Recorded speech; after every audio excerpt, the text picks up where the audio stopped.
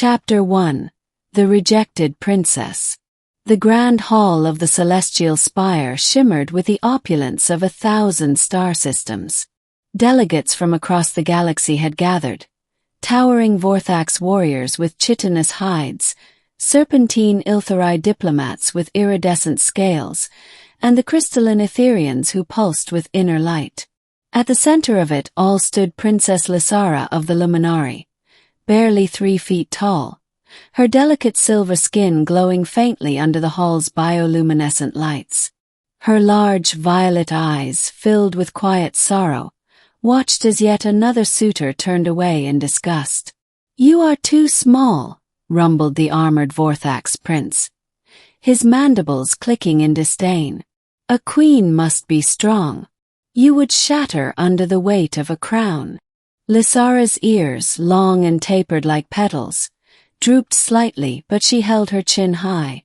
"Strength is not always measured in size, Prince Vorgoth." "Spoken like a weakling," scoffed a Ilthari noble, his forked tongue flickering. "The Luminari have fallen. Your people are fading, and you are the last of your bloodline. Who would bind themselves to such fragility?" The murmurs of agreement stung worse than the rejections. The Luminari had once been a proud species, their empathic abilities allowing them to forge alliances through understanding rather than war. But now their numbers had dwindled, and Lysara was the last princess, unwanted, deemed too frail to rule. Her advisor, an elderly Luminari named Orvain, placed a gentle hand on her shoulder. "Perhaps we should consider other options." Lysara closed her eyes. "There are no other options. If I do not wed, our lineage ends." Then the great doors of the hall groaned open. A figure strode in, taller than any in the room, his frame broad, his skin a strange, soft pink. Gasps rippled through the crowd as the alien removed his helmet, revealing short brown hair and piercing green eyes. Human. Chapter 2. The Giant Among Them. Captain Darian Cole of the Earth Federation adjusted his uniform, scanning the room with a mix of awe and amusement. He'd been sent as an observer, a gesture of goodwill from humanity to the galactic concord. He hadn't expected to walk into what looked like a royal rejection festival. "Who is that?"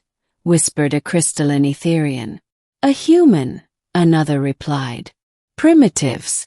Only recently spacefaring. But they are strong." Darian ignored the stares and approached the dais where the tiny princess stood. He'd been briefed on Luminari customs, so he knelt, bringing himself to her eye level, and bowed his head. "Princess Lysara, Captain Darian Cole at your service." The hall fell silent. No one had ever knelt to her before. Lysara's heart fluttered. "You honor me, Captain. But why do you bow?" Darian smirked. "On Earth, we kneel before those we respect. And from what I've heard, you've earned it." A Vorthax warrior snorted. "Respect. She is nothing." Darian's smile didn't waver, but his eyes darkened. "Funny. On my world, the smallest creatures are often the most dangerous." He turned back to Lysara. "I'd like to request the honor of being considered as a suitor." The entire hall erupted. Chapter 3. The Trial of Strength. Tradition demanded that suitors prove their worth.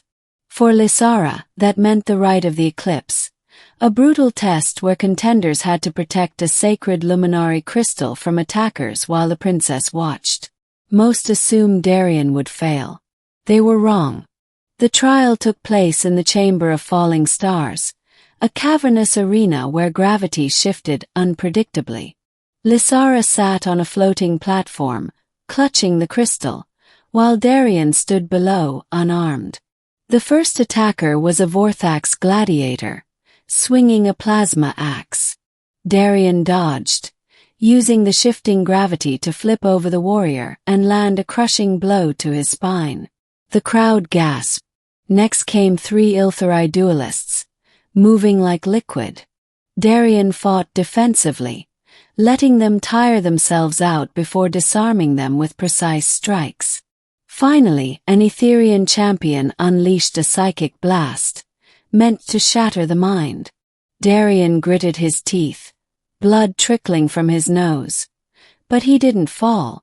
"Is that all?" he growled. Lysara's eyes widened. No one had ever resisted an Etherian's attack before. The Etherian faltered, and Darian charged, tackling him out of the arena. Silence. And cheers. Chapter 4. The Truth of the Luminari. After the trial, Lysara found Darian in the healing chambers. His knuckles bruised but his grin intact. "You fought for me," she whispered. "Why?" Darian sighed. "Because I saw what they didn't. You're not weak, Lysara. You've spent your whole life being told you're too small, too fragile. But strength isn't just muscle. It's endurance. It's standing tall when the whole world tries to crush you." Tears glimmered in her violet eyes. "My people, we feel emotions deeper than others. That's why we were peacekeepers. But now they call it a weakness." Darian gently cupped her small hand in his.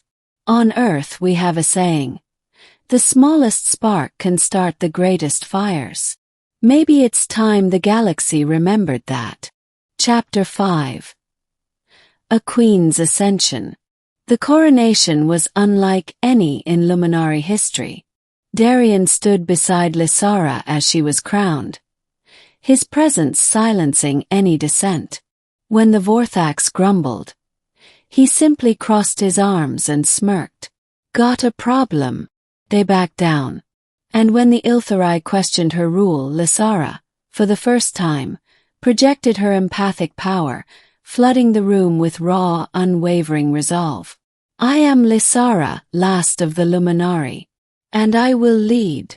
The crowd bowed. As the stars glittered beyond the palace, Darian squeezed her hand. "Told you you were strong." Lysara smiled. "We both are." And for the first time in centuries, the Luminari had hope.